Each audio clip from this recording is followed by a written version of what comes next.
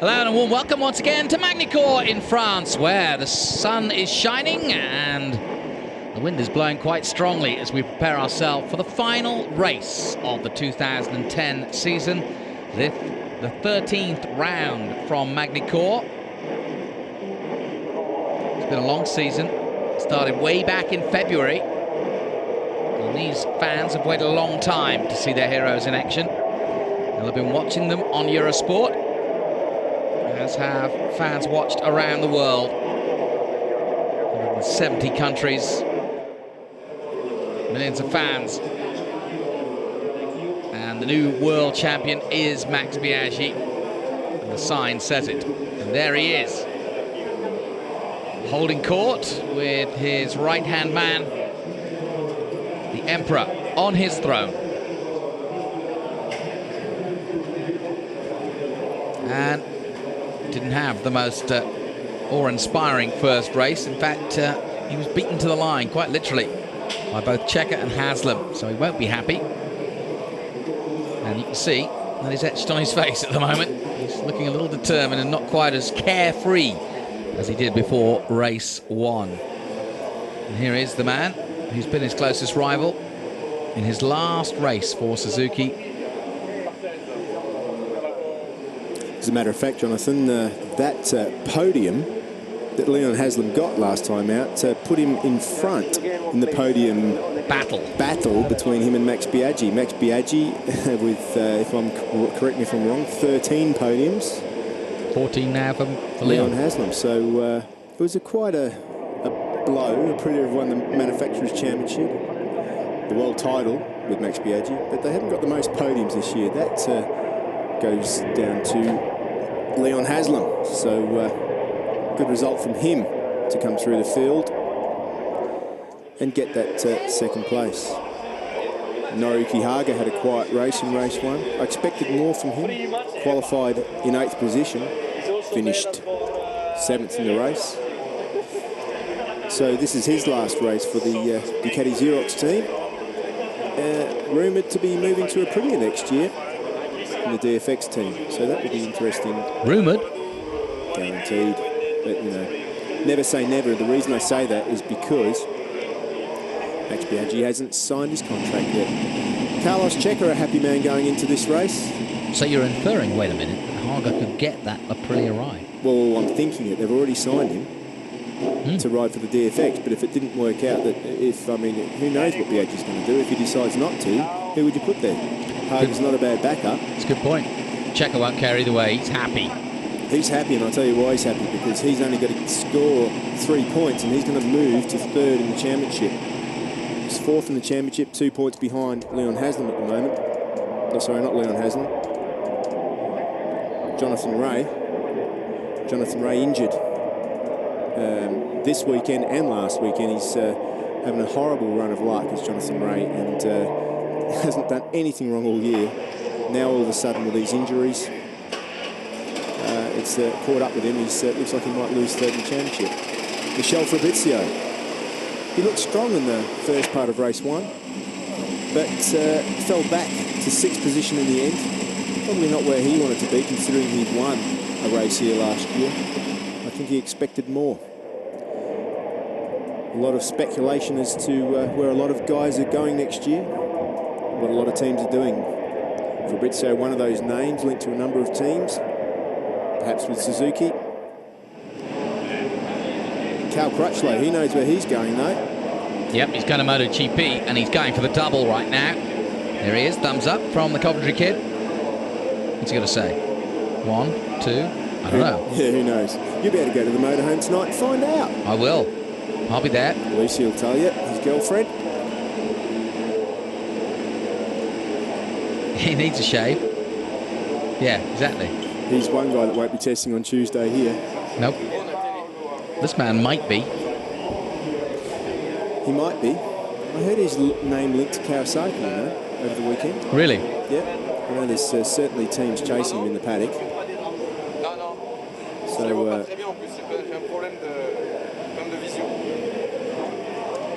problem with something there, the Vision. But it was certainly competitive in race one. He ran off and got disqualified, unfortunately. In my mind, it wasn't really his fault. He ran off the track and got back in without making any advantage. But anyway, race direction took the decision to just give him a ride-through penalty. He didn't respect that. Then he got the disqualification. So he'll be starting what could be his last race from the front row on the All-Star Suzuki. Be interesting to see what he does. There's a big crowd here to watch him. And they want to see a Frenchman on top today. But not only does he have to get in front of Max Biaggi, he has to get in front of Cal Crutchlow. Cal Crutchlow, the man with the pace in race 1, he did the right job. Got past Biaggi early on, took the lead and won by 3.7 seconds. It was a much bigger margin than that, and he backed off towards the end. Schmerz is finally figuring out how to get the Aprilia going. This is also his last race for Aprilia. I wonder, he's riding Ducati next year, I wonder in his own team if he might perhaps want to stay with Aprilia. Yeah, a bit late now, but yeah, interesting. Well, it's not late. Is it late? I mean, the team's just forming now. He's just starting to come to grips with Aprilia. Why wouldn't you put the word in to say, hey, I'm going to my own team. How about if we keep this bike now and go ahead? Interesting. Yeah, no, I can see that. He's just starting to get the grips with it. I mean, he was 7 seconds off the win. That's not too bad for a private rider. Lean, mean and green. Yeah, Tom Sykes, not as good as his fourth position in Imola, 8th this time out. Well, sorry, in race 1, 21 seconds off the lead. But in my mind, he's just going to get through this race in one piece. This will be his last race, and this will be the ZX-10R last race, because they have a new model next year. Yeah, we saw it too, didn't we? Yeah, brilliant looking machine, and it's definitely a lot more competitive. So I know that team there will be looking forward to next Tuesday. Carlos Checa gets on his number 7 machine. He could take third in the championship. Launch. Yeah, he could. It's only 2 points difference between him and Ray, right? That's correct. All he's really got to do, Ray is riding very, very wounded. As a matter of fact, with that 2-point gap and Ray struggling as much as he is, I wonder if he will actually start this race or if he'll concede it, because he's only going to be doing himself more damage than good. In my mind, it's going to be very, very difficult for him.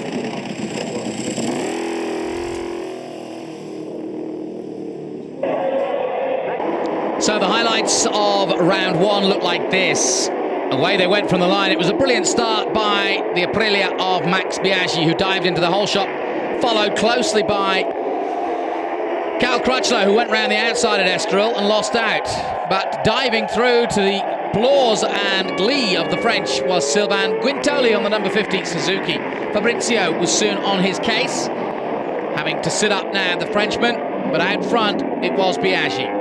Fabrizio was in the mix early on, as was Corsa, and Sykes was in the top 10, but then Tozen literally took the exit just in the middle of Estoril. Out went the champion of former times, and his teammate, though, was looking good. First on Max Biaggi, a nice move at Adelaide. Max would come back at 180, and the pair would battle for the rest of the lap with Guintoli waiting in the background. Biaggi got the lead again, but once Crutchlow took it, he took it with strength and just kept building on it. Meanwhile, Biaggi had enough trouble with Guintoli and the chasing pack. He held them off for as long as he could, but by then, as you can see, Crutchlow had disappeared into the distance. Fabrizio was still there, so too Checa, and Haslam was coming. A mistake by Guintoli, which would lead to eventual disqualification after ignoring a ride-through penalty. Checa would get through on Biaggi, and so too Haslam very soon after. Biaggi tried everything in the book to get as wide as he could on that World Championship winning, I may add, Aprilia, both manufacturer and rider, but no one could stop Cal Crutchlow. A win for him, and look at this, Haslam on the final corner duffs up the world champion, and so do does Checa, because Biaggi took avoiding action, and that's how it ended. Haslam on the podium again, but Cal Crutchlow the winner.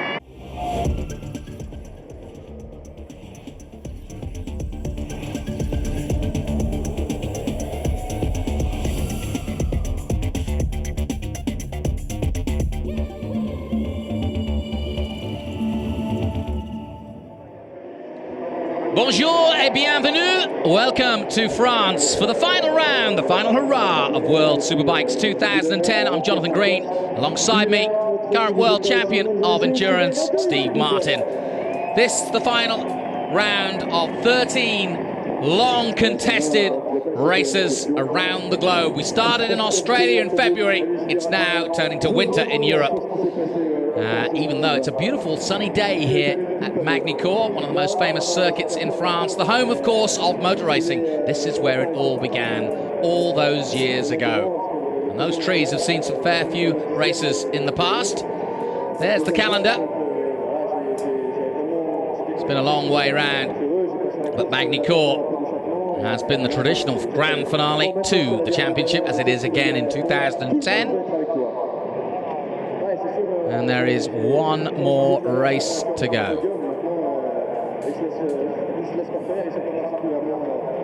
Cal Crutchlow was supreme in race one. He totally dominated proceedings. Fastest lap.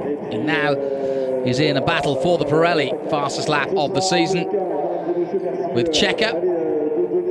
And he lines up again in pole position in his last race for both Yamaha and World Superbikes. So you know that this man, Cal Crutchlow, is motivated for the win.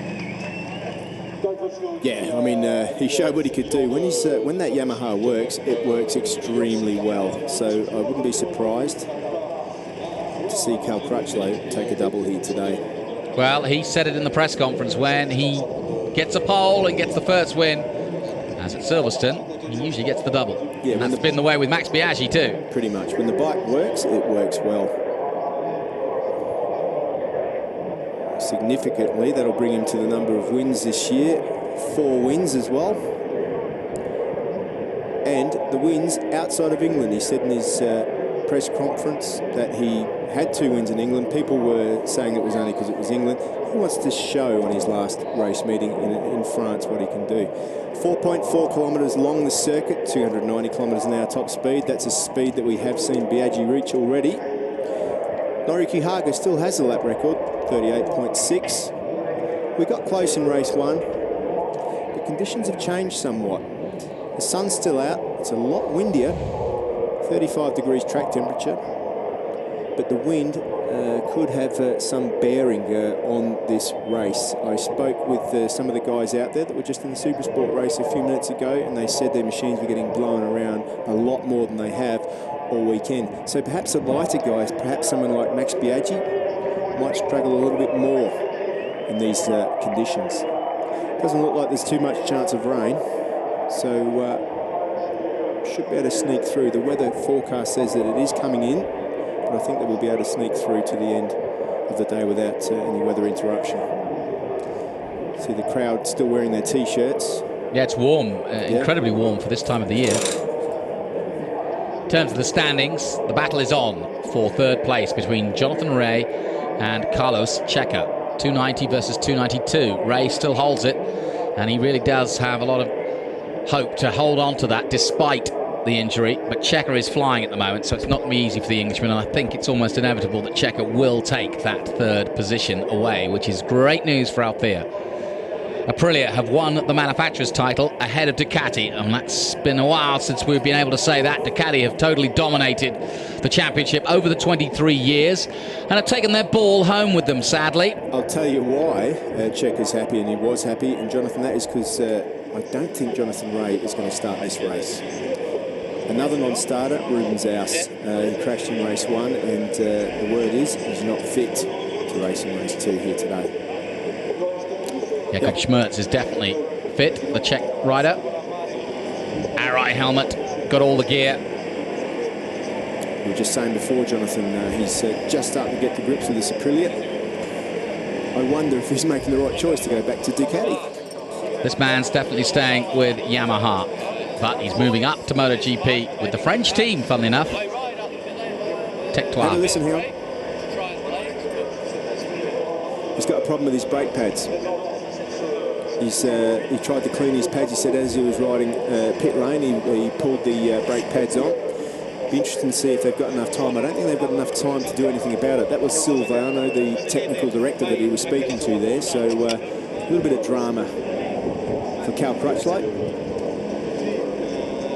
Max Biaggi. Still hasn't got that podium. The last podium he had was in Brno. You see, he won race 2 in Brno, but since then, hasn't done a lot. 5th and 6th in England. 4th here in race 1 today.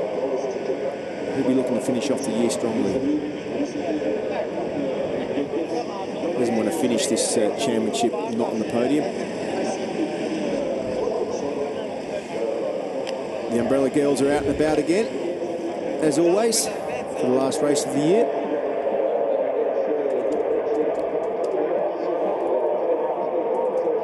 And there are the Alfa Romeo safety cars, the Giuliettas, lined up, getting ready to do their customary lap of the track before the start of every race to make sure there's no debris on the circuit,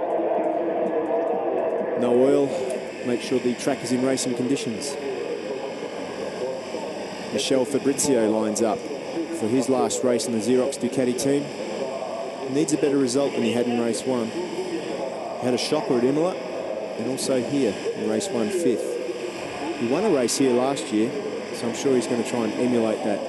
A bit of sadness around the paddock. This team has been here more or less since 1988, not in Xerox form, but it is their last meeting. I think it's a ridiculous decision for them to pull out the championship, to be honest. They're coming back with a new Superbike in 2012 and disbanded what has been the most successful team in the World Superbikes, and a championship that has given them that success as well. So, bizarre move.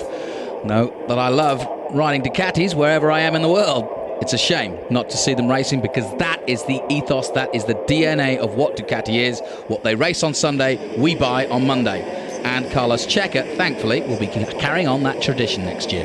Certainly, and you can hope that Carlos Checa, or you can be assured that Carlos Checa is going to have more factory support next year than he had this year. So he's probably the #1 factory Ducati guy on the grid for next year.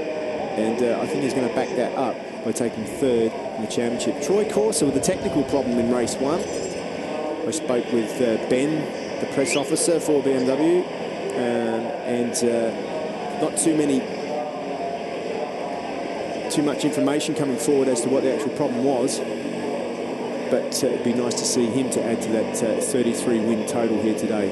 If he can get that BMW off the line, it certainly got the pace, and he showed the pace in practice. He was more or less only 0.2 off the front, but ended up qualifying on the 3rd row of the grid. So that's how tight it was in qualifying. It's not that the BMW was slow again, it's that it was just very, very tight at the front. Ruben Zaus not starting this race, had a big crash in race 1. There's Leon Haslam. It's been a fantastic year for the Pocket Rocket, just not quite making it. And good runner-up, though. He gave Biaggi a real honest battle. And good luck there from Kawasaki. Good to see. And Guidotti and Haslam's last run together. It's been a good season. Official fan club of Lanzi are there. Quite a few of them, too. He's got a good following, has Lorenzo Lanzi. And here is that man. He's got a good record on this circuit, too. He's a winner here before. And if you have a look at his results last time out, Imola, he was in strong form there, and he was in strong form here at the start of the season. So at the start of the weekend, drifted back a little bit in race 1 here today, finished 11th. But he's also searching for a ride, so it's going to be interesting to see what he does here in race 2 today. I think that he's going to be perhaps a surprise package. He's got to lay it all on the line. And saying that, it was race 2 here a few years ago that he ended his Ducati Xerox career as well. He had a big crash in turn 1 in 2007, I think it was, into turn 1 here, and I can remember seeing him flying through the air. So I'm sure that's in the back of his mind as well. Perhaps it was 2005, actually.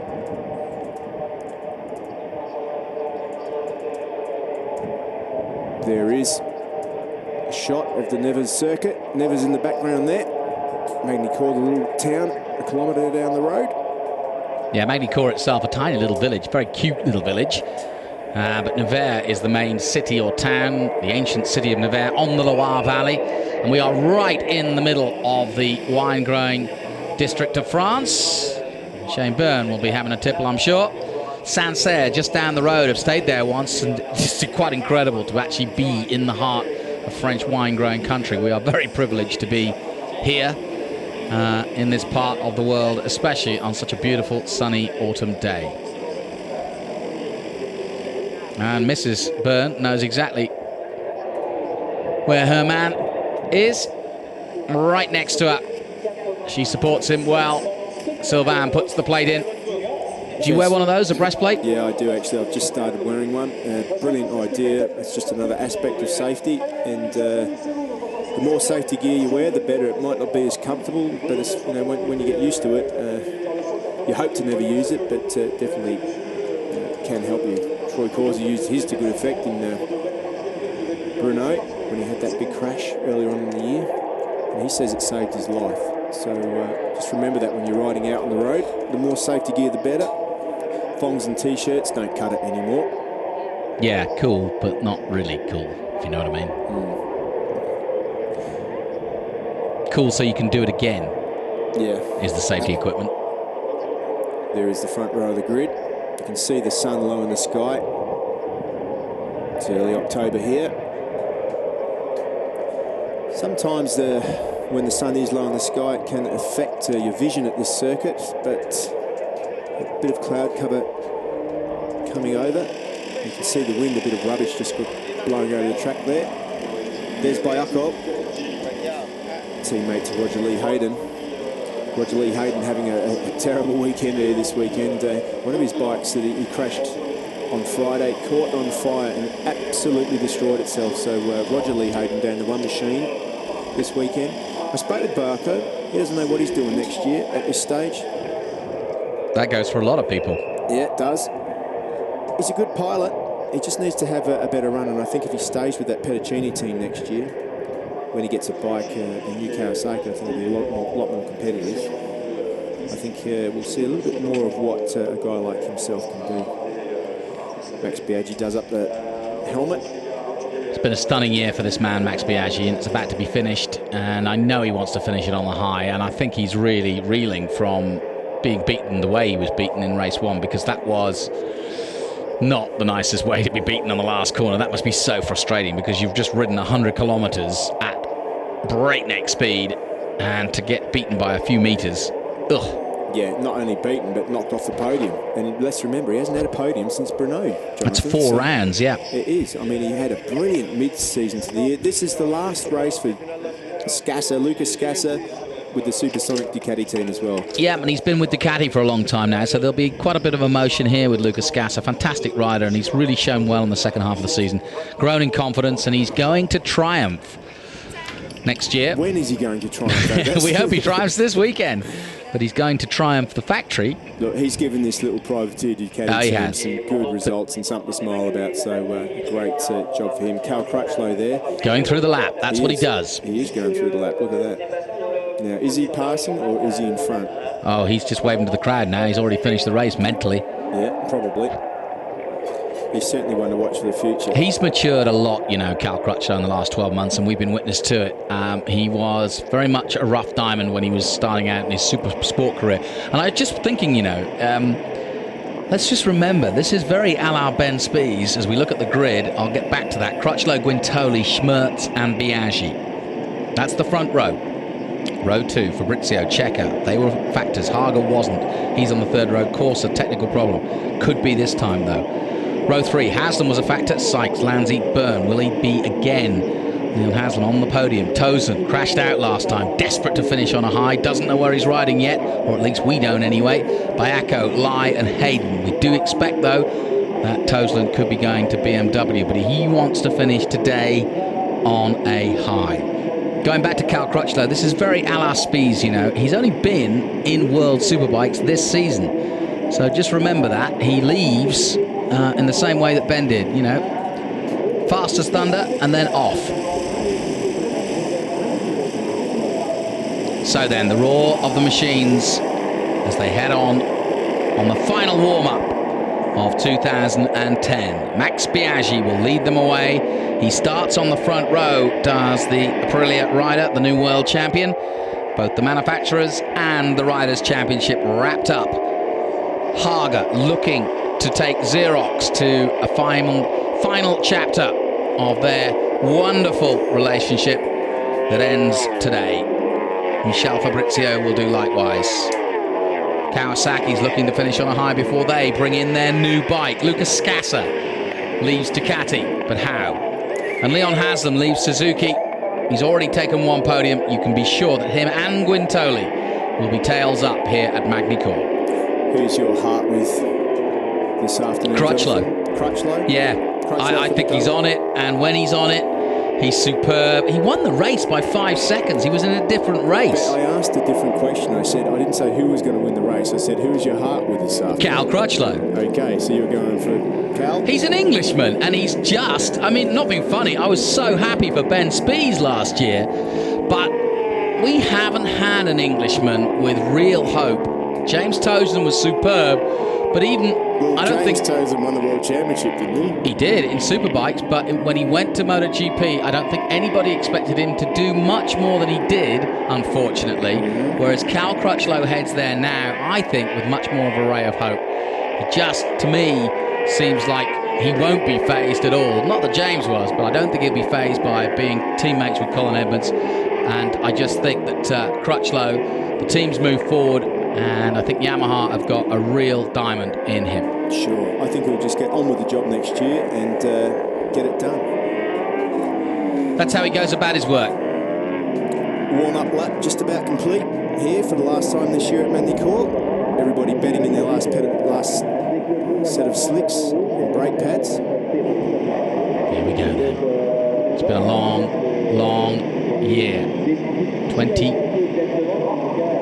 or so races. The final race of the year. 13 rounds, 26 races. This is the last one. Cal Crutchlow looks across at the opposition. His team manager looking somewhat nervous, Massimo Marigali, as we settle down for the start. Max Biaggi on the inside got a brilliant start. Francis Batta watches on to see the lights himself. Sylvain Guintoli itching to start on the Suzuki. Out go the lights, away they go, and another good start from Cal Crutchlow, and another good start from Max Biaggi. He dives across again to take the whole shot. Once again, that missile of an Aprilia taking the whole shot, but again, Cal Crutchlow follows him through. Guintoli takes third place and almost second, does he? Yes, second place past Cal Crutchlow, and just behind is Fabrizio in fourth place as they head up to Estoril for the first time, and now down towards Adelaide. Yeah, this could be a super interesting race now. Max Biaggi gets that bike right off the line. Harger's there too. Yeah, Harger is there, and Fabrizio in the background. Corsa got a good start too. Corsa's up there in fifth position, the same as in race one. Listen to that roar as Sylvain Guintoli takes the lead over Max Biaggi. Nice move by Guintoli. You've got to imagine that he's got a little bit extra up his sleeve. You can only be angry about getting penalised right there in race one. Well, interestingly enough, Harger's got past Fabrizio as the two Xerox Ducatis head down through 180 for the first time. And now with Harger up in third place, you'd have to say he's going to be a factor as he was at Imola. Your man Crutchlow is back down in sixth position. He's had a rotten start. So, yeah, if he's going to win this one, he's really going to have to work hard. Don't count him out just yet, my friend. Corsa's up there, though, in fifth place. No technical problems yet. Let's hope there isn't. Fabrizio, has to make Harger sit up, and Harger says, try that on me again, I'll take you out. Might anyway. Whoa, no love lost. And Harger really gets muscly on his teammate. Didn't like that move, I don't think. And Schmertz shuffled backwards again. That's James Tozen. Remember, James Tozen had a big crash in race one. And Schmertz... Problem for Schmertz? What happened there? He just ran off and cut chicane there, but he's well down the field at the moment. Yeah, he won't get penalised for that, or will he? Well, we'll have to wait and see, but it's not going to affect the result of the race. Sylvain Guintoli leads at home in France, and that, you want to talk about heart on your sleeve, I think the real romantic story would be for the Frenchman to come through. 1:39.9 from Guintoli, and he's going good at the start of this one. Yeah, he's already gotten past Max Biaggi, and if you remember in race one, Biaggi was the guy who sort of held everybody back. It was a little bit hard to pass, so it's going to be interesting to see now if Guintoli can build a little bit of a lead on Max Biaggi. And that is exactly what Cal Crutchlow managed to do in race 1. But Haga is in a very good position. Normally when we see him in this position this early in a race, pretty much should go out and put the money on him now. There and goes I'll tell you what, Sides. James Toseland is racing for Sheep Stations. Look at the boy go. He's in 7th place, the 2-time world champion. Yeah, you've got to remember he started in 15th. He did this in race 1 too, so hopefully he can hold it together now and have a really good result here. Tell you what, that crash hasn't affected him because it was fast. It was fast and it was big one. Up to Shadow Doe, and again Fabrizio stuffs it up the inside of Haga, who won't like that at all. And back down out of Chateau Doe. Will return the favour, I'm sure, Haga. He does. Oh, they almost take each other out. That is close. Well, Xerox are all about carbon copies, but we don't want to get a repeat of that. Look at that. What a great race between these two. They are racing for pride right now. The championship is over, and it's now a case of man oh man. There must be some sort of bonus for the first last Xerox man. Well, either way, Haga is not going to take it lying down. He's coming again. This is a great race between these two. And Cal Crutchlow's right there in the back of those two guys now. In theory, Cal's four-cylinder machine should be able to blast past those guys in the straight. And there he goes. And he does. Cal Crutchlow up the inside into Adelaide. Goes past both the Ducatis. And they're not impressed. Oh, my word. So then, great racing, what we came for on the last race, and Crutchlow has got some clean air now past the Ducatis. Meanwhile, Toseland is flying, he's sick now. Talk about aggression. Have you seen Fabrizio and Haga ride that for a while? No, not at all. And why haven't they been doing it all season? Certainly in the case of Fabrizio, Haga's been there. Now, Quintoli has been caught slightly by Biaggi. Up the inside, then Fabrizio tries to go as well. Haga has to back off, but he holds it, banging the fairing together there. Thank you very much. So, Crutchlow, 1.5 second gap to pull back to those guys. You see that slide? Into Shadow Doe. Out of Imola, he was really sideways, but he's on it. Yeah, and Fabrizio's back in front again. Yep. Meanwhile, Biaggi has caught Quintoli. Long way to go yet. Well, Fabrizio, he's just giving it everything he's got this time, isn't he? Good. Well, it's the last race. Oh, Haga loses the front there on the brakes. That was the moment at Adelaide. Yep. And here's another one. Look at that. Oh. And that could have been really nasty. Yeah. That was all Fabrizio, really. That is fully committed, that is. It's not a nice place to lose the rear end. But he held it together. And Fabrizio is actually running with Cal Crutchlow there. Crutchlow uses all the track. Biaggi, 39.1, the fastest man out there at the moment. And what a great swan song for Suzuki. And I'll say it again. The advert for who wants to ride that bike next year, if anybody's watching, that, to me, is one of the most competitive bikes out there, the Suzuki. Well, it is here today with Sylvain Quintoli on it, but Max Biaggi's caught him back up. Look at that! Yeah, that's a little worrying, and now surely Max will pounce. That's given him good drive, has. No, it's a bit difficult to pass here. I think Max has still got a full fuel load. Those guys have already pulled a gap over the rest of the field. We haven't even mentioned Haslam. Haslam down in 7th at the moment, 3.9 off. Remember, he worked his way forward to the podium. So we'll have to keep an eye on Haslam and see what he can do. Former MotoGP man, Quintoli. Former BSB man, Quintoli. And now, fully fledged Superbike rider. Though where he rides next season is still unclear. I've got a feeling he might stay where he is, especially after these two performances. Yeah, I mean, he's certainly doing a good job today, but as I said, it's a bit of a last dash effort, isn't it, really? He still hasn't got a podium. How many podiums has Leon Haslam had on that thing? 14. 14. And through goes Biaggi. Nice move, cleanly done, or did he? No, done it lost. The crowd loving this. So not the smartest of moves by Biaggi there. He showed his hands a little. Right, Crutchlow, 39.1, was half a second quicker than the guys in front. So Crutchlow has got this in hand at the moment. If he can maintain that half a second advantage that we saw him have in race 1. Well, he's pulled away from Fabrizio and Haga, and both those two put their best laps in. So Crutchlow is flying. Yeah, he's about half a second, 0.4 of a second quicker than everybody else out there at the moment. So he's got plenty of time to catch Biaggi and Quintoli and pull away. Toseland still in 6th place, but he's got Haslam behind him. We can just see them now in the background. And in comes Corsa again. Another technical problem for Corsa. Fabrizio Lyon as well. I just saw him go into the pits. So Poor old Corsa not having a very good weekend. Early bath for Troy. Meanwhile, the Ducatis are side by side again. Settling down a little bit after what was a frenetic start to this. Yeah, there was 3 hectic laps there. Things have settled down a little bit now, but Guintoli just starting to punch out those laps. Gigi Agnelli, the sporting director of Aprilia, watching on. It's been a fantastic season for Aprilia. Their race machine and their rider are world champions. But right now it's Guintoli, the Frenchman at home, who leads the way. Francis Batta, his team manager, was the first to congratulate him after practice yesterday, where he got the fastest qualifying. He didn't get super pole, but he wasn't far off in second place. Let's just hope he can hold it together, because he just seems to struggle to hold it together for the whole race. I mean, he seems to be okay at the moment. Maybe the cage fighting helps. What is cage fighting? Tell me. It's fighting without any gloves, without any protection, and yes, they put you in a cage and you can't get out until somebody's beaten. Oh, someone's crashed in the background there. Tozen again. Oh, no, James, that's a front end loose. Well, that's the end of his Yamaha career. A lot of thoughts on that. Oh, front end. Whoa, and he was lucky Haslam didn't take him. Oh dear, Haslam, that's ruined Haslam's race as well. Yeah, Checker's going to go through, so too is Sykes. Yeah, and let's remember Checker, he's only going to score 3 points and he's going to finish 3rd in this championship. Johnny Ray electing not to start. He came here with a load of injuries to Jonathan Ray, and it doesn't look like he's going to be able to beat Checker. So he's elected not to start this race and go get that surgery done to his wrist that he needed to get done.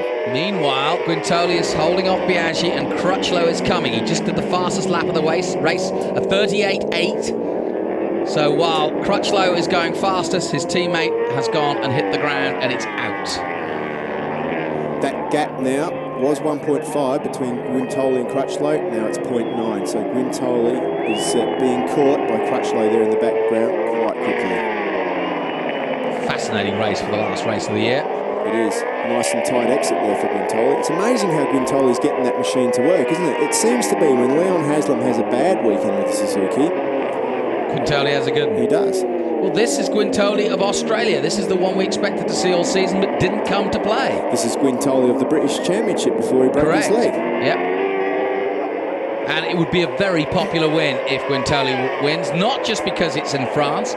His family, friends, everybody are here from Britain. Of course, he married an English girl, and James Tozen just walked quietly past our commentary position on his own, and he must feel a little alone at the moment. The world on his shoulders.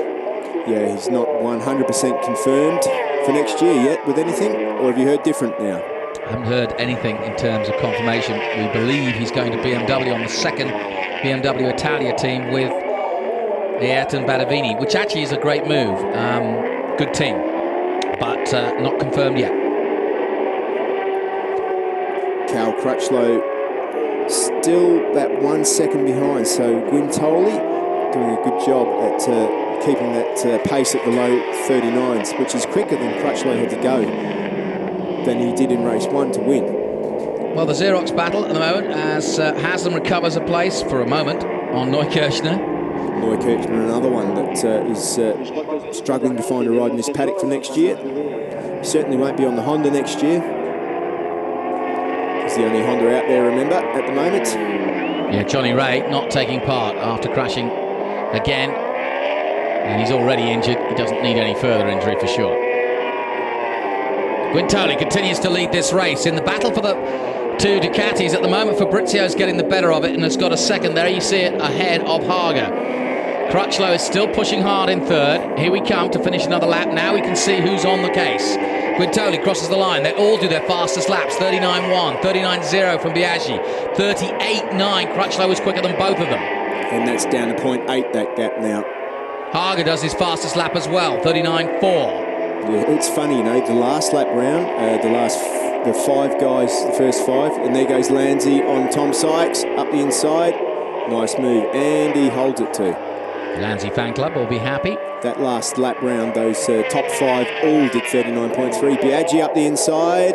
The Suzuki's not lacking on power though, because Biaggi's not blasting past him on the Aprilia. No, certainly not, but Biaggi can't get on the gas as early. He has to stand it up, and then he has to get on the gas. Guintoli can get on the gas earlier. So although for what sure... What causes that, or what gives you a reason to do that? Handling. Chassis? Yeah, the chassis.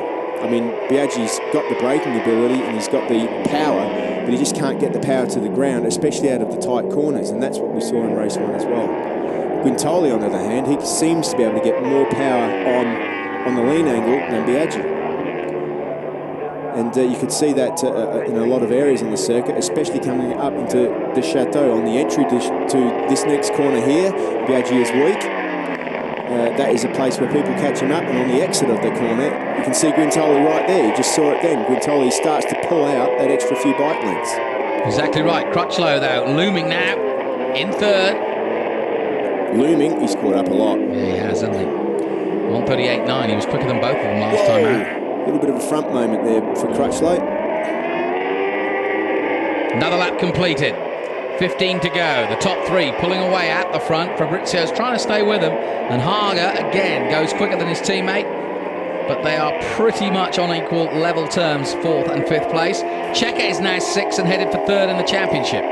Lanzi 7th. Sykes is 8th. Byrne, Schmertz, Scasser. Haslam, who went off, of course, and had to avoid James Tozen, is down in 12th at the moment. He got ahead of Neukirchner finally.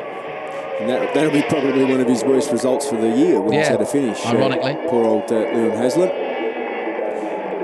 Now, where will Biaggi make his move, do you think? No, I don't think he is. I think he is now, look. Thanks for the answer, Max. That's it. Oh, okay, you're right. I now know where.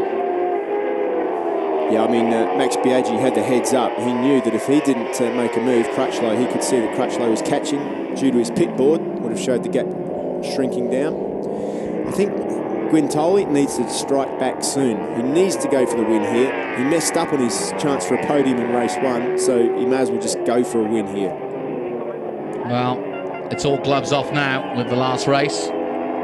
Through him on a beautiful, beautiful corner. And into Chateau d'Eau. Suzuki turns well too. Hard on the gas. Suzuki is working quite well at this Magny-Cours circuit. Very well. 39.4 for Guintoli last time round, 39.3 for Biaggi. Let's see what the pace is as they come through the last corner. Biaggi determined to take the victory here. 1:39.4, 1:40.1, and Crutchlow quicker than Sylvain Guintoli. Yeah, that's because that 40.1 was because Biaggi duffed him up a little bit, knocked him wide. And now Crutchlow is looking for a way past. Look at the drive that Crutchlow's getting as he goes high and wide at Estoril. Slingshots his way down the back straight. And now goes in pursuit of the Suzuki. Round the outside. That's not an easy place to pass because Guintoli can cut him off, but he doesn't. He's gentlemanly. And Crutchlow can cut up the inside there, and he's done a good job. If he stands it up and gets a good drive, he'll get next to him down into the next corner.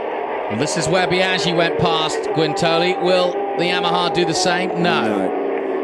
Guintoli good into there. So Biaggi now building on that lead. Into the 180-degree corner they go again. Nervous times for the Yamaha team as they watch on.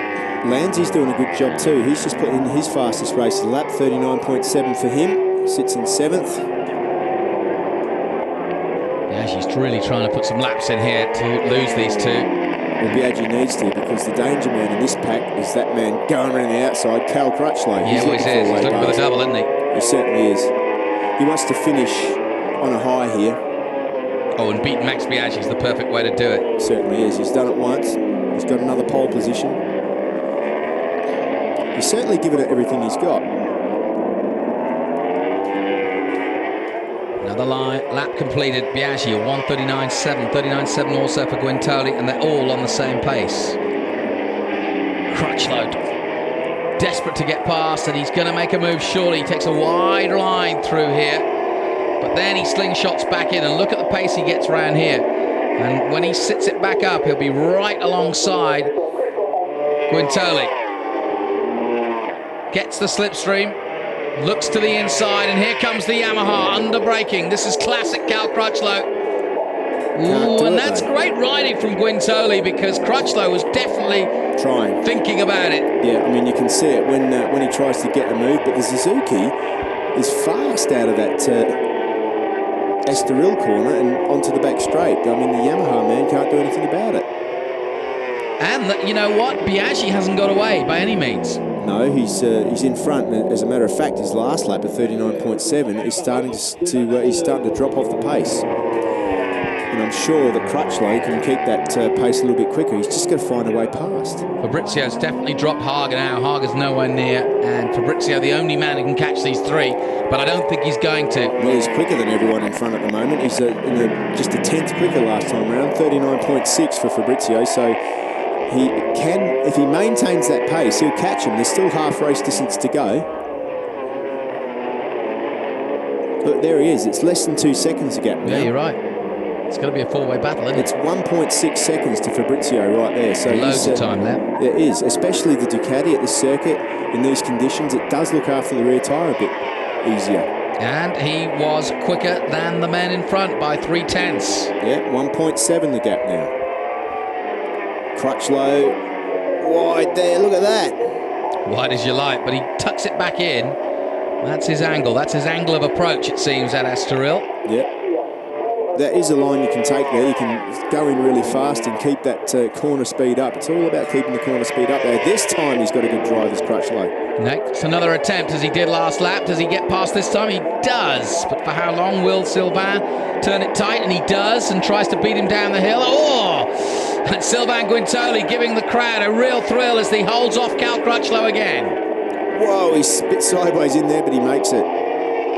This is more like it, Sylvain. Into the 180-degree corner again. Short shift here. You can just see Biaggi changing gear as the wheel lifted up there. That could be short shifting that early on this circuit. Could mean that he's starting to get lose rear tyre grip. Especially with the track temperature about 35 degrees. Crutchlow looking for a way around the outside. Crutchlow's got the mid-corner speed, but he just can't outbrake Guintoli. Fascinating race for the last race of the year. This is how close it's been all season long. But now with no championship up for grabs, Biaggi's already wrapped that up. Everybody racing unfettered and ready to go. Lucy watches on. Irish eyes are smiling for now. Yeah, I think Cal is going to have to make a bit of a desperate move to get past Guintoli. Lap time 39.7 again for Biaggi, so that time quite slow, really. Is Biaggi holding him up again? I don't think that he's holding him up. I honestly think that Biaggi and Guintoli are holding up Cal Crutchlow. Cal Crutchlow, yeah. Well, here he comes now. He's about to change all that. He comes alongside the Suzuki. No, he doesn't. The Suzuki in a straight line is faster than that Yamaha. And that's not something we've said all season. It's braking good too, but Crutchlow in the middle of the corner is much faster. Yeah. Pretty much Guintoli's parking it in the middle of the corner, and Crutchlow has to more or less back off or go wide because he's going to run into the back of him. And Biaggi has got the same style happening. Meanwhile, in the background, Fabrizio still in touch in fourth place. See, look at that again. Crutchlow into the corner, much more corner speed than the guys in front, but under brakes, he can't do much about it. Maybe around the outside here, no. And Fabrizio down to 1.5 that gap now. There he is. Almost like we're waiting for this really to head out, you know, and get going, because we've been waiting now in a holding pattern almost, and it's going to explode in a moment. Well, I think that we're going to see next time round that Fabrizio definitely is closing this group down now. Crutchlow has got to start to take some desperate measures, and you can see just about to go on there, and he's lost some valuable time there. Yeah, because he wants to go faster into the corners, but he can't go faster into the corners because he's got some bollards in front of him, blue and white and red and white, going slower than he wants. But Fabrizio is coming. Fabrizio 39.5 compared to Crutchlow's 40.0, so he was half a second quicker than Crutchlow last lap. Yeah, and well, Crutchlow had to do 40.0 because the other two guys in front of him are doing 40.0. You know, like Crutchlow at the moment is trying everything. Look, he nearly ran into the back of Guintoli there. He'll be saying, you know, here we go again. He still can't get past him. No, because the Suzuki's got so much top speed. Now he's on the brakes, but can't do anything. But he can manoeuvre the Yamaha wide, turn it, stand it up, but he doesn't have the acceleration to get up the inside again. Fascinating. Meanwhile, Biaggi's point and squirting. 287 k's an hour top speed for Biaggi's machine this time round. 283 for the Yamaha of Crutchlow. Fabrizio, a modest 275. Wow. That's a story. But Fabrizio's on the back of the group now. So then 10 laps to go. The final race of the year. Max Biaggi, the world champion, leads the way, but it's the Frenchman Guintoli, desperate for a result, and of course Cal Crutchlow out for the double. See, look there, Crutchlow, look at him go around the outside. Look at that, he can go next to him, but he can't do that on the inside. What he's got to do, in my opinion, is he's got to do that same manoeuvre, but go on the inside of Sylvain Guintoli. Here he goes, up the inside now. Here he goes, here he goes. No, he can't quite get there. No, because he can manoeuvre everywhere, but he just hasn't got that front confidence to pull the brake on like Guintoli. Guintoli's pulling him down. His best bet is into the chateau up the top. Here we go again, first corner now at Magny-Cours. 9 to go, and Fabrizio is in sight now.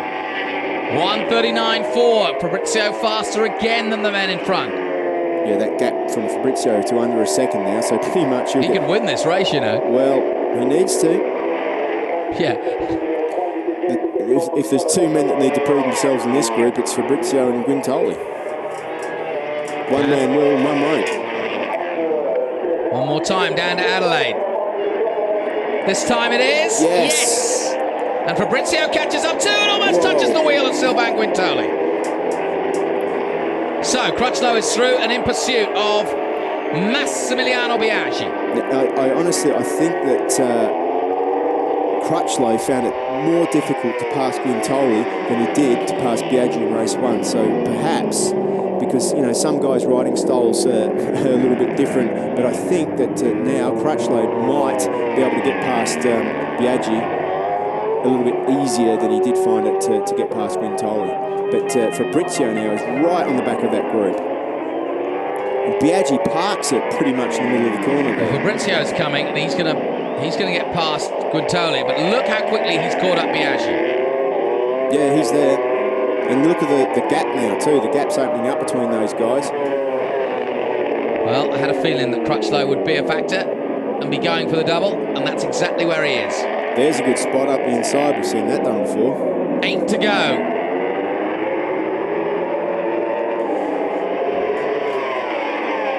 It's not assured that Biaggi will get a podium this time out, is it? Not completely. I think he wants to finish with a win. The two guys behind couldn't be hungry. 3. Well, yeah, sorry. I'm discounting Crutchlow because I think he's going to run away with it. The way he's caught up by Biaggi in the last couple of seconds, the last lap. Here he comes. Let's see what he's got on speed. He couldn't get past the Suzuki, but can he get past the Aprilia? I think he might be a little bit better in the brakes than Max Biaggi. He's looking for it. Not this time. He's still got plenty of time left to do it. No need to do anything rash at this point. No massive lunge needed. And Fabrizio makes his way. Shaky Byrne just does his fastest lap of the race, 39.9. Schmerz has been catching Hager in 6th place too. He's got a long way to catch him further yet, but he has been running well. Yeah, Schmerz not shining as well as he did in race 1. But this will be his last ride on the Aprilia. Yeah, she's desperate to win this race. He wants to finish the season on a high. Hasn't had a podium, as you say, in the last 4 rounds. Here's another look at Crutchlow. Guintoli wide, Fabrizio through. That was the move, yeah. Okay, that's how he got past. And once again, Crutchlow trying to find a way around. Not at the Chateau, maybe through this fast kink. 5th gear flat out through here. Back to 2nd gear. It's very difficult to get the gearing right for this part of the circuit. Across the line they come. 7 now to go in the 2010 championship. All of them still in the mid-39s. Crutchlow wide again on the entry to there. That's the line he likes to take. Fabrizio looking for a podium for Ducati and Xerox. I'll tell you what, Crutchlow's style is very, very flowing and very, very... He likes to keep a lot of mid-corner speed. I think it's going to suit him well next year. Well, he's not afraid to muscle a bike around, that's for sure. And he's got that foot hanging out thing going on too, so he's got the look. So is everyone. Could he be an alien? Yeah, he might well be one now. There you go. Max Biaggi is doing as good a job as anybody can do holding off this man Crutchlow. He's well aware of what happened in race 1 and doesn't want to happen again. Still 7 laps to go. And Crutchlow doesn't seem as attacking at the moment. It looks like Max has actually stretched that group out a bit. So perhaps Max is starting to settle into a rhythm. Maybe Crutchlow has worn his tyres a little bit too much, trying to get past Guintoli. But Guintoli's drifting back now and is going to miss out on another podium. Well, you'd have to say that I can't see, with the amount of laps we've got left, Fabrizio catching these two. Not now, because I think Biaggi's just found a little bit extra. I don't know what he's done. There's many things he can do. He could have changed his traction control settings, but whatever it is, he's found a few tenths of a second a lap. 39.2 that time from Biaggi round, so he's increased his pace by 0.7 a lap. That's impressive. Average. Very impressive. And that is what has stretched the group out. Sometimes another reason for that is the fuel load can go down and the bike's handling changes as the weight of the fuel disappears. How much does that? I mean, obviously there's quite a lot of weight change there. Now, most of these bikes are obviously centered in terms of fuel tank, but does it make a difference to the handling? It must do. Yeah, it does, because it changes the center of gravity. And I mean, you try and grab 24 litres in a drum and move it from side to side and forward and back. So it's a lot of weight transfer. Especially under acceleration, I'm sure. Especially these tight corners here, Adelaide and Chateau d'Eau. Look at the gaps. 0.1, 0.003, now 0.1. It's just nothing, really. Crutchlow there, wide on the entry. I think Crutchlow's rear tyre is just starting to give out on him a little bit. Spinning a lot there, a lot of sliding. Biaggi looks like he's a little bit more in shape. Well, he always does on that Aprilia. He's such a smooth rider, and that's an advantage. It is on the tyre, that's for sure. But Crutchlow's right there on the back again. Still a long lot of racing to go with 5 to go after this. Through that fast kink again. Back through the gears. It's always difficult to get through the gears. You've got to go from 5th down to 2nd as you change direction with the front brake on. Not a lot of time to get it done correctly. So across the line they come with 5 to go. It's Biaggi, Crutchlow, Fabrizio, Guintoli still 4th. Hager's behind in 5th place, and Smertz is still in 6th. Guintoli's got to ride the best 5 laps. Lanzi's out. Oh, Lorenzo. Looks like a front end lose there. Got a replay of that. And here comes Crutchlow again. It's only him that can stop Biaggi at this point. We haven't mentioned Checker. He's having a quiet one, and he needs to have a quiet one because he only needs to score 3 points, Jonathan. And he's doing that right now, and that'll give him 3rd in the championship, right? That's exactly right. Is Biaggi beaten? Not yet, for sure. No, I think Biaggi's going to, 5 laps to go, I think he's going to give it everything he's got. I don't think he wants to be beaten by Cal Crutchlow. No, he doesn't want to be beaten by anybody.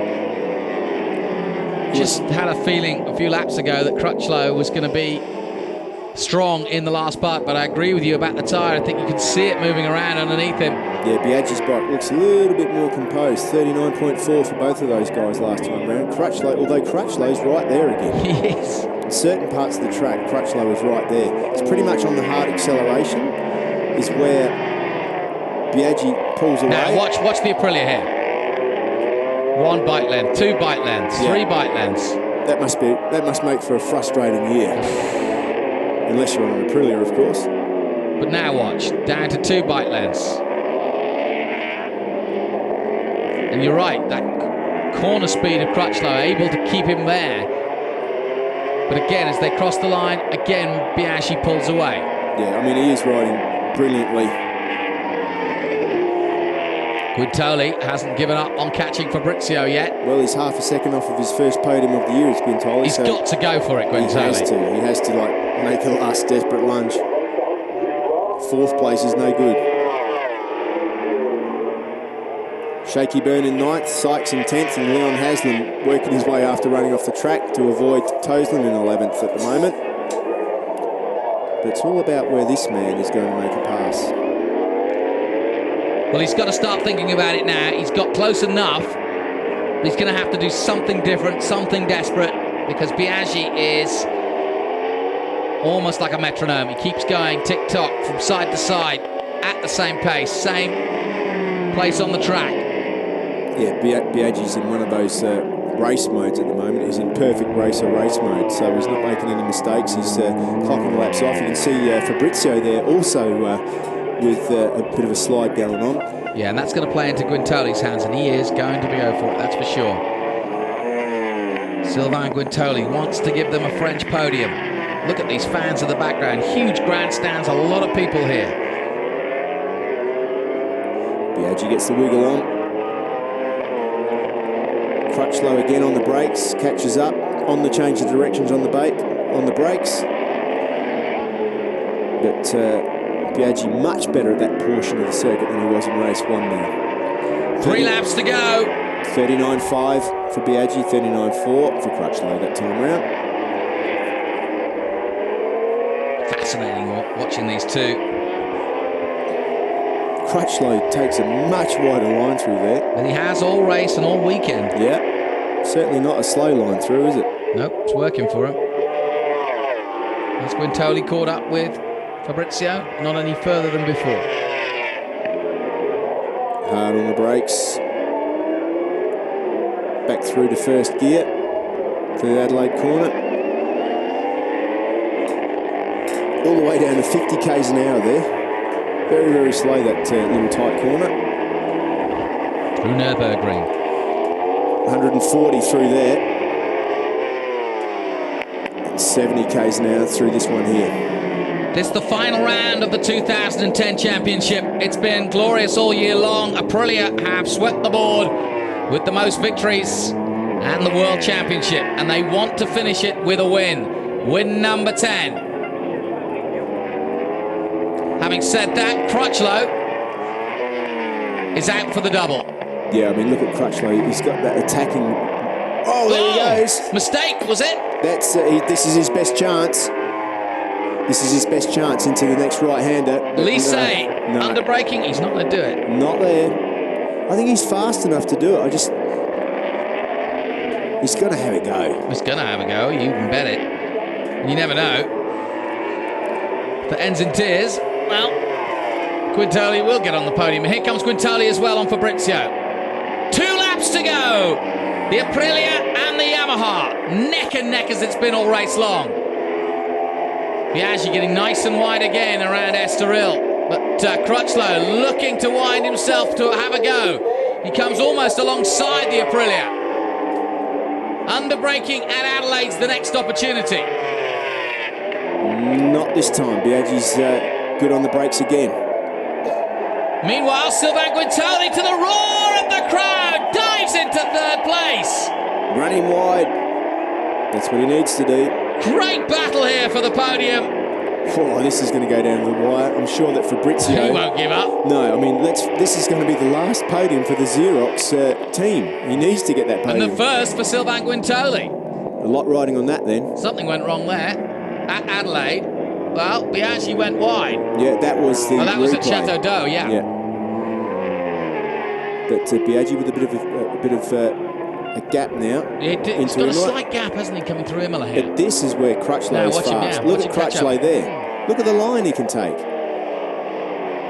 Inside. Oh, almost touches his wheel. He could have done. I mean, Biaggi's just riding all over the place now. He's not being predictable, which is making it hard for Cal to make a decision on to where to go. Last lap of the 2010 season coming up. Aprilia have been dominant throughout the year, but are they going to get beaten at the final ask by Cal Crutchlow, who's desperate to start his MotoGP career on a high by finishing his World Superbike career by a double win?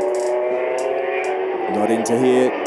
He can't do it. He takes his customary wide line, but he's right on the back of Max Biaggi now. Yeah, this is as close as he's been all race long. He's there. He's riding pillion almost. Great drive this time. This is much better. Up the inside into Adelaide's where he's got to have his first attack. I mean, surely if you just stick it up the inside there, the man on the outside can do nothing. Not there, because look at Biaggi. He's closing that line down. Does he run wide? He can nip up the inside. And Sylvain Guintoli is being roared on for a 3rd. It is close between those two too. Fabrizio not giving an inch. And Guintoli swipes across his bows. What a race this is. Fantastic. 2 superb races into 180.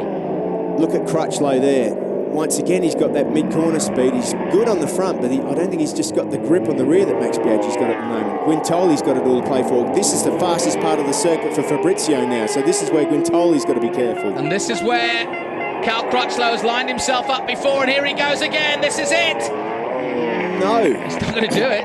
It's going to come down to the last curve. Oh, look how close he is. And the crowd going absolutely ecstatic because they're looking at Sylvain Guintoli, but it's not over at the front yet either. Down to Lycée for the last time. The last 2 corners of the 2010 championship. Biaggi goes slightly wide. Crutchlow can't stop he's him. Not gonna do it.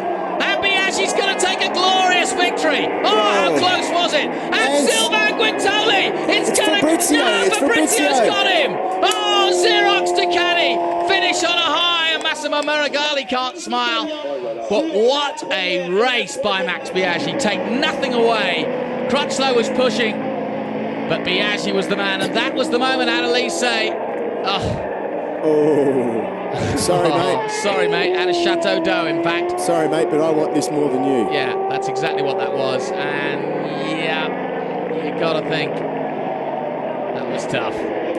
Fair or not? Fair enough. Okay. Fabrizio wanted it. Hard man Martin. Well, you shouldn't wait for your last race to get your first podium. Okay.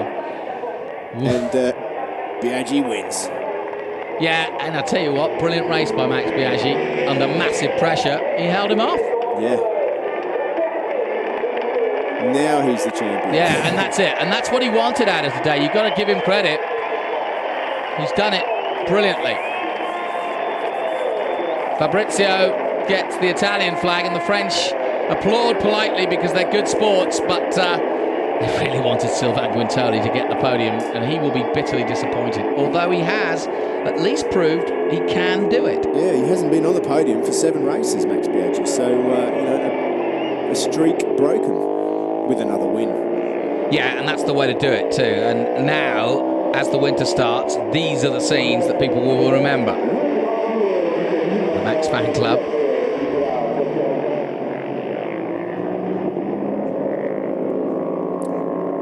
Bit of a better weekend for him than he had last time. Yeah. It was an exciting race once again. By .087. Well, I'll tell you what, you might follow any form of motorsport. Well, you tell me where you can get those kind of finishes every week. It's insane, isn't it? It is. And well done to Cal Crutchlow. He's done himself no disservice with that weekend. A first and a second, about as good as it gets. Do you reckon you'll catch him up? Well, he's looking for the pirate flag, and here it comes. So what do you think? Where's he going to be next year? 100% at Aprilia? In that. In a helicopter? 4:51 he finishes it up with. 3:76, and Checker does move ahead of Ray.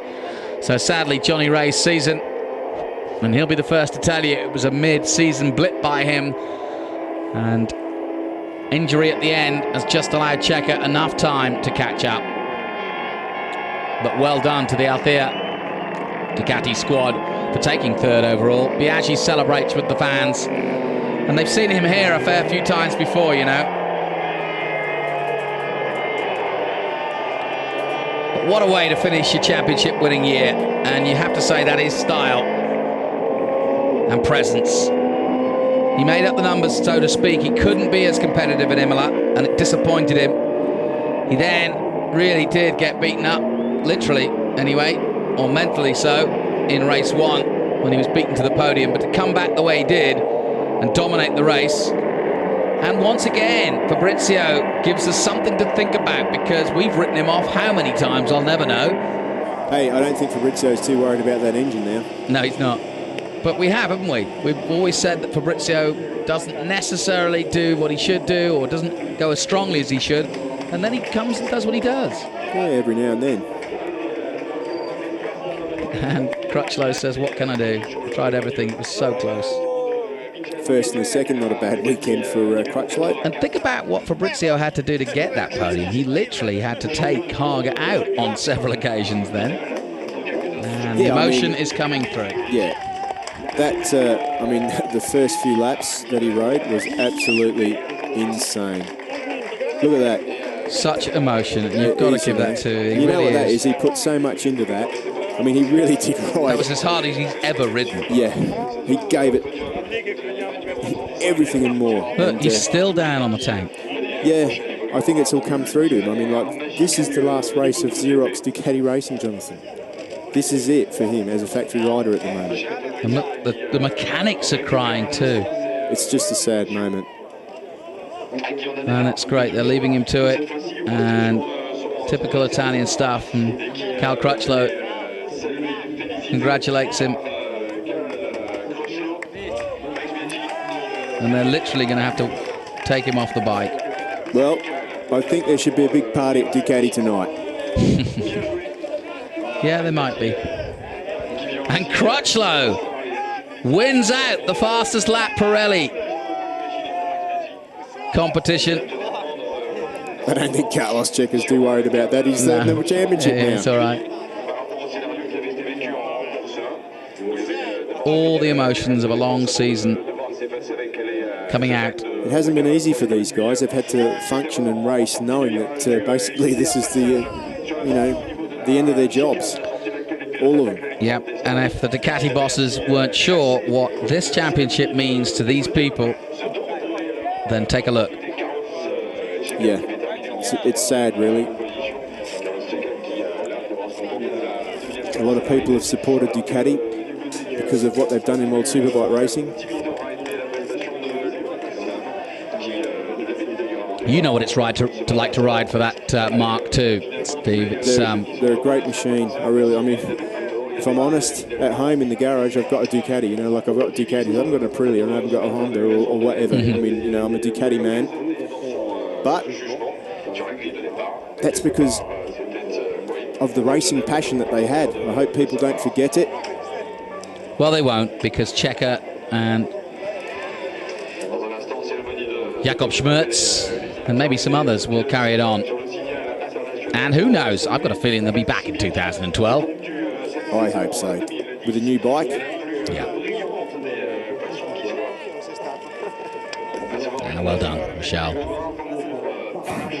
Davide Gibbertini there.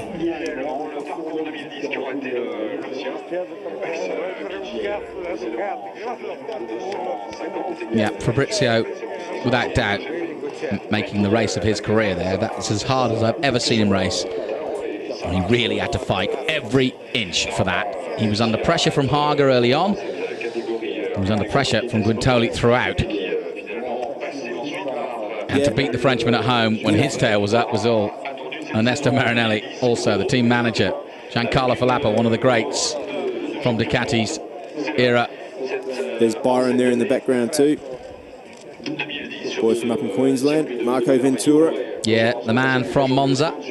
Mad Motos. His business. Thanks, Cal. We know. Man. We know where you get your energy. Good ride from him. So this is the scene at the end of the 2010 season. Max Biaggi does what he set out to do, which is finish on a high for Aprilia. Somewhat a fitting end to the Aprilia chapter. And Checa, likewise, has had a superb season and finishes third. Yeah, I bet he wouldn't have expected that at the start of the year. He'll take that. Thank you very much. Thank you. And he gives his gloves away. I don't know when she's going to wear them. Yeah, what a year Carlos Checa's had. Who would have thought that he would have been the lead in Ducati? And what of Shane Byrne? What of his future? Will he stay or will he go? I hope he stays. I mean on this team. Yeah, well, I mean, I hope he stays in this paddock. I'd like to see more of him. I think he's a brilliant rider.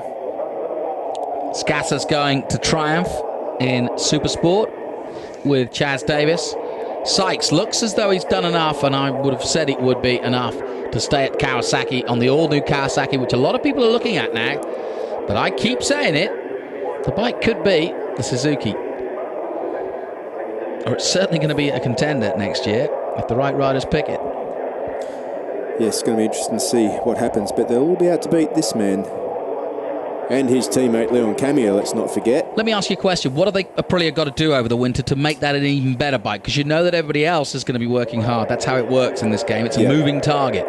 Well, it's no secret what the weak points are of the Aprilia, and that is the turning and keeping the mid-corner speed up. And a perfect example of that you saw in the race here today, Jonathan. So what do they do to dial that out? Well, if they knew that the answer to that, they'd have done it, right? That's exactly right. It's intensive testing. There's certain things that they can change, steering angles, weight biases. There's a lot they can't change.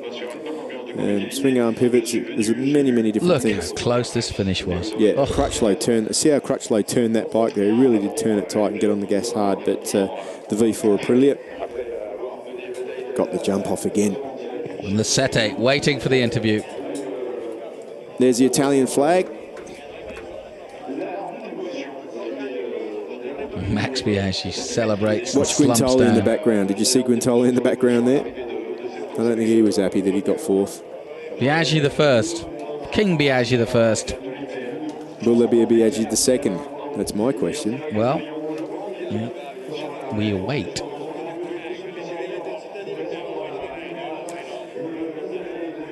To be fair, I think Quintoli rode a good race. He just wasn't as hungry as Fabrizio. Yeah, he showed some good aggression and racing craft there that we haven't seen much of this season. We saw it in Australia, but we haven't seen it as much at the front anyway. With Quintoli, Suzuki's dominated by Haslam, of course. Haslam not really showing in this race. He finished 10th in the end. Well, not showing, it wasn't his fault. Yeah, exactly. He had to avoid James Toseland, so that was. Yeah, I think he'd prefer to take 10th and run over James Toseland of a Sunday afternoon. Yeah.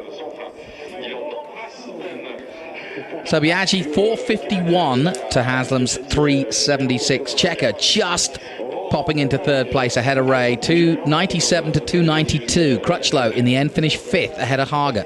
Quintoli just behind in seventh. Fabrizio in eighth position. And 195, Fabrizio just missing out on seventh overall. I don't think he's even worried about the places. It's all about that swan song for Ducati and their sponsors. Yeah, seventh, eighth in the championship doesn't mean anything. The podiums and the wins is what counts for him. And to finish on the podium here today for Fabrizio, brilliant. Biaggi should have won here, and he did today. It's the best way for him to finish and celebrate his World Championship into the winter.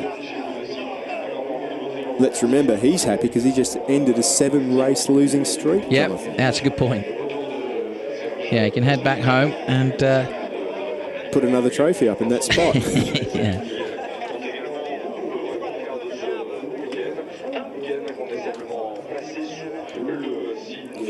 Tony O'Neill will have his eye on that.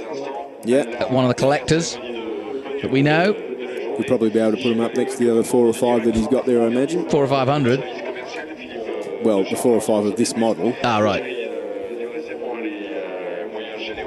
Good bike. You probably want a new rear tyre, though, and a new engine.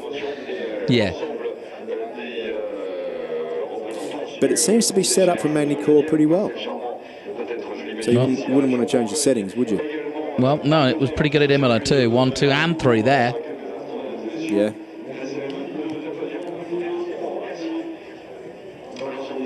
Right, let's get him on the podium. Don't forget, WorldSBK.com.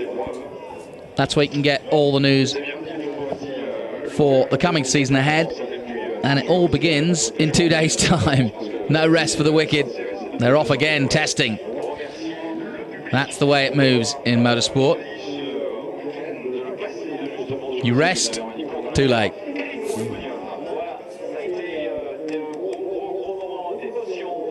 Facebook as well. You can look up Superbike on the Facebook. Yep, it's growing daily, the interest on Facebook for SBK. And we've had a few interviews with some of the riders talking about it too, so check out those, and there's all the highlights there. You can go to YouTube as well, see the highlights of the races, some of Steve's features. And there's Cal Crutchlow spraying the monster drink.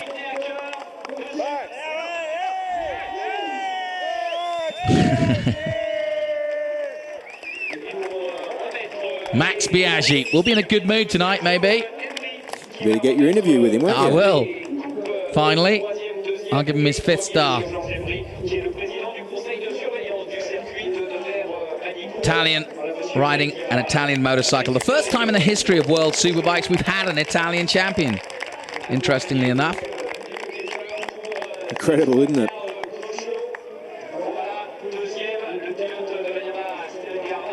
Gregor Emery giving out the prizes. And the crowd are in full song.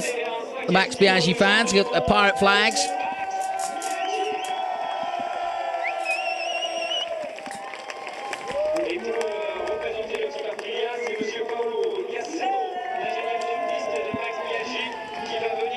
Great race for the final race of the season. It was pretty exciting. I mean, what was it, 0.087 of a second? Something like that. Pretty close. Yep.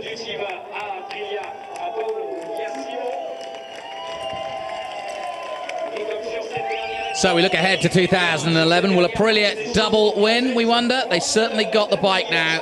It's been developed over the last 2 years, a very short period of time. Ducati still competitive, as Checa and now Fabrizio has proved. Yamaha have come good, and it'll be interesting to see what they come to town with next year.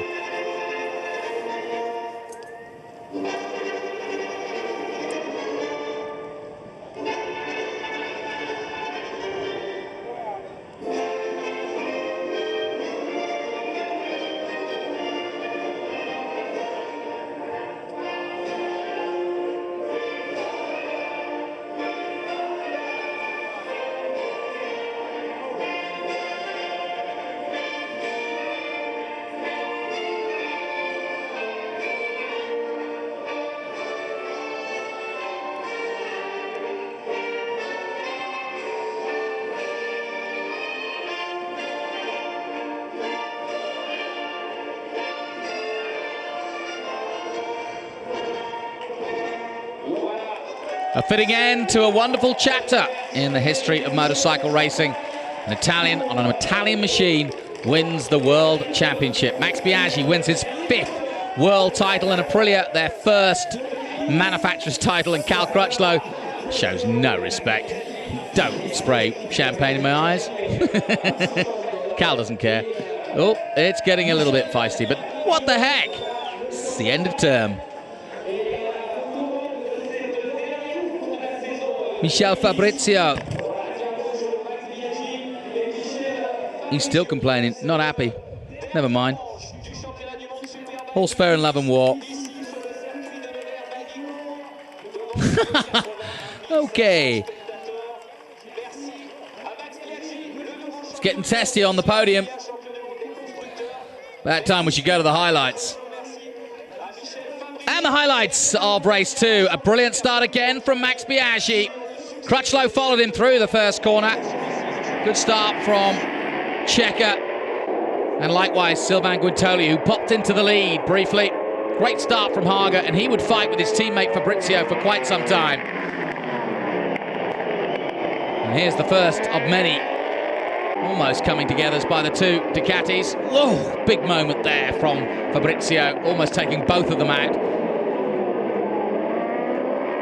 Meanwhile, at the front, Sylvain Guintoli led the way, but until Max went through at Lisi, but went wide again, and Sylvain said, "Thank you very much." And back into the lead went the Frenchman. Meanwhile, Crutchlow was waiting. He was catching too. Bit by bit, he was doing faster laps than the men in front.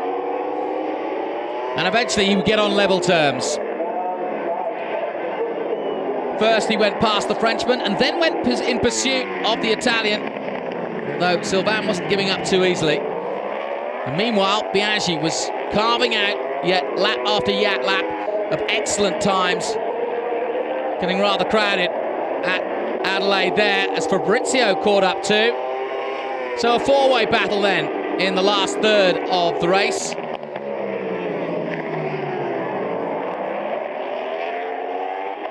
Crutchlow turning it tight, getting on side-by-side terms with Biaggi as they came down the hill at Lycée. The crowd roared as Sylvain Guintoli went back into podium position. But Fabrizio wasn't done yet in what was, without doubt, probably one of the best races we've seen Fabrizio run. Such an emotional time for the young Italian. And try as he might, Crutchlow just couldn't get past the Italian. And unlike race 1, it was Biaggi who took the laurels for victory and stamped his chest as the Roman Emperor and the new world champion takes victory in the final race of 2010 ahead of Cal Crutchlow. They may not be the best of friends, but they race good. And congratulations also to Michel Fabrizio. Biaggi, champion of 2010.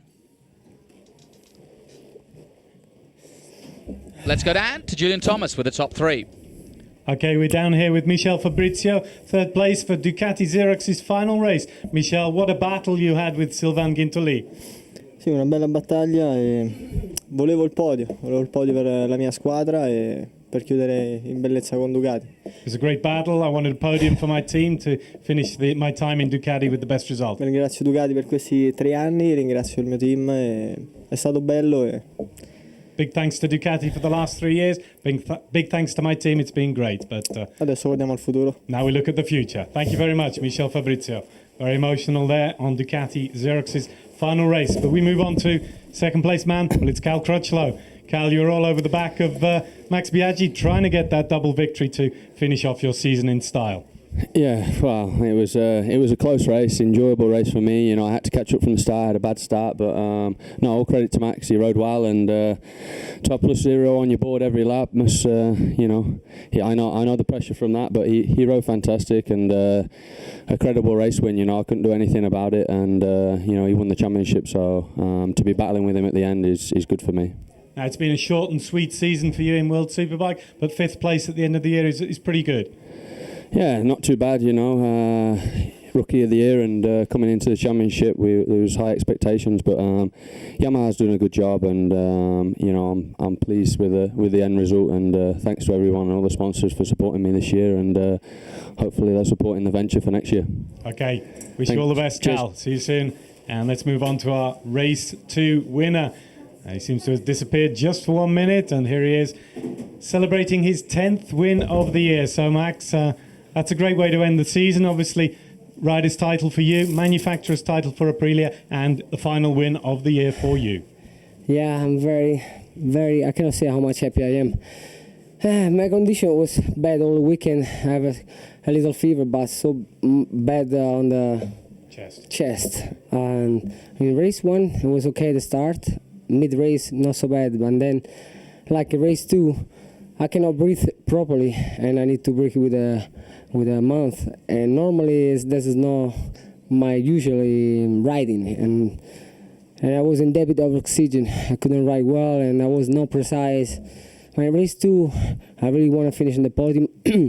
I didn't know I can make this winning, but I pushed very hard. Just I have a little moment halfway through.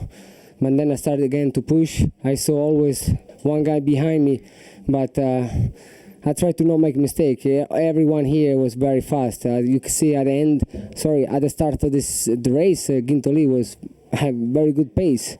But I was surprised anyway. Everybody is very fast, and everybody we really want to make a good result on the last chance of the year, and I'm happy that I make it. Congratulations, Max. Happy also for Construction Cup, I say, the World Championship. Manufacturers World Championship for Aprilia. Yes, happy for them, so proud, and they deserve it. So, dedicate to them. Ciao Ines. Ciao. Okay, thank you very much. Max Biaggi, this year's final race winner. So the 2010 championship comes to an end with Fabrizio emotional as ever. And now he looks to the future. And we wonder what the future is for Ducati, but they've certainly ended on a high with Michel. Cal Crutchlow, well, he did everything. He knows what riding under pressure is all about. He pushed Biaggi all the way and can't take anything away from what was a superb final win for the Roman Emperor. Biaggi, 10 wins at 10/10ths, even with a fever. The Roman Emperor came good at just the right time. The final race of the year, a very poetic end to Aprilia's 2010 season.